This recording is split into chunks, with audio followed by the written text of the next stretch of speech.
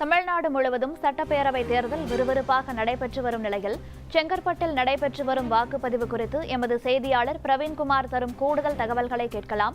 பிரவீன்குமார், வணக்கம். செங்கல்பட்டு மாவட்டத்தில் வாக்குப்பதிவு எவ்வாறு நடைபெற்று வருகிறது? கள நிலவரம் என்ன? தற்போது வரை எத்தனை சதவீதம் வாக்குகள் அங்கு பதிவாகியுள்ளது? மேலும் விவரங்களை பதிவு பண்ணுங்க.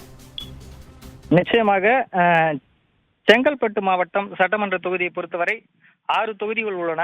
அதில் குறிப்பாக மதுராந்தகம், செய்யூர், திருப்போரூர், பல்லவரம் போன்ற 6 தொகுதிகளிலும் சிறப்பாக இந்த வாக்குப்பதிவானது நடைபெற்றுக் கொண்டிருக்கின்றது. இந்நிலையில் காலை முதல் காலை 11:30 மணி அளவில் நிலவரப்படி சட்டமன்ற தேர்தலில் 37% வாக்குப்பதிவானது நடைபெற்றுள்ளது.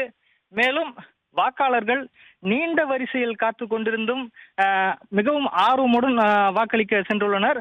மேலும் கட்சியினர் வாக்குச்சாவடியின் வெளியே நின்று உற்சாகமாக வாக்களிக்க வேண்டும் என மக்களிடம் ஒரு கோரிக்கை போன்று வைத்துள்ளனர்.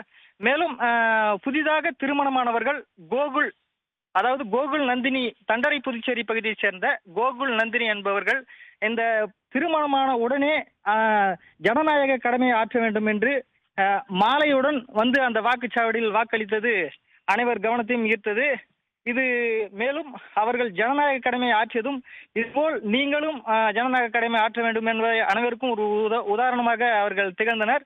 மேலும் இந்த வாக்குப்பதிவானது மிகவும் சுமூகமாக அனைத்து பகுதியிலும் நடைபெற்றுக் கொண்டிருக்கிறது. குறிப்பாக மதுராந்தகம் பொறுத்தவரை பெரும்பாக்கம், தண்டரை புதுச்சேரி, கூடப்பாக்கம், முரப்பாக்கம் போன்ற பகுதிகளில் அமைதியாக நடைபெற்றுக் கொண்டிருக்கிறது.